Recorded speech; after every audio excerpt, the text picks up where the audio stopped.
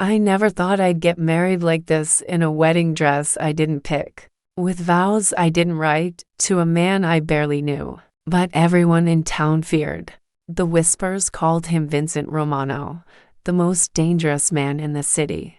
To me, he was just the stranger standing at the altar, with dark eyes that could freeze blood, and a scar across his jaw that looked like it came from another lifetime. I wasn't supposed to marry him, but my stepmother had other plans. It started 3 weeks ago, on a night that smelled like rain and betrayal. I overheard her talking in the kitchen, my name spoken like a business deal. I pressed my ear to the wall and heard her laugh with a voice I didn't recognize anymore. "She's 18 now," she said. "You want your debt paid, Vincent? She's yours tonight." Debt? Mine? No, hers. My father's, my late father's debt. I ran that night, but they found me. The wedding was rushed. No flowers, no music. Just City Hall and two witnesses who never smiled. Vincent didn't touch my hand, didn't say much, just signed the paper like it was a contract for property, not a marriage license. And now I was here, in his penthouse, staring at a bedroom door covered in soft candlelight. I froze. Every romantic movie I'd seen about wedding nights felt like a cruel joke now. Vincent walked in behind me, his presence heavy but not cruel. He shut the door softly. "Take a seat," he said, nodding toward the edge of the bed.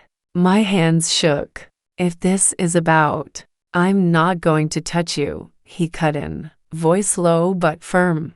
"Not until you want me to." I blinked, trying to process. "Then, why marry me?" His eyes darkened. "Because your stepmother would have sold you to someone worse." My throat tightened. He walked to the table in the corner. There was a tray steaming pasta, fresh bread, and a single glass of red wine. "You haven't eaten since the ceremony. Eat." I stared at the food, confused. "Why are you being nice?" Vincent smirked faintly. "I'm not nice. I just don't hurt people who don't deserve it." He took off his jacket, tossed it over the chair, and for the first time, I saw him without the armor of his suit. There was a weariness in his eyes, like he'd lived too many lifetimes. That night, we didn't share a bed.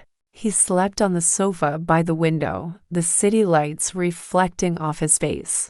Days passed. Vincent never crossed the invisible line between us. He kept his distance. But I noticed small things: a cup of coffee left outside my door in the morning, the way he walked on the side of the street closest to traffic, his quiet patience when I asked questions. One evening, I found the bedroom transformed.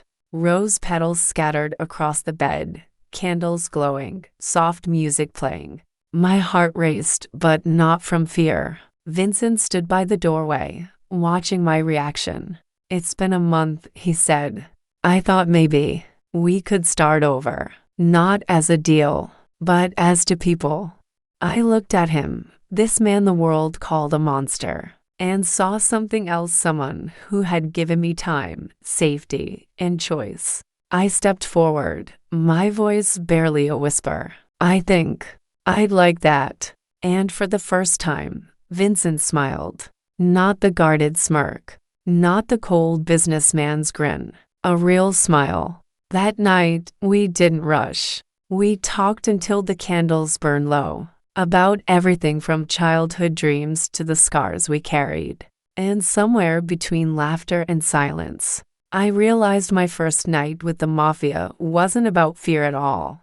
It was about trust. And trust was the beginning of something I never thought I'd find here.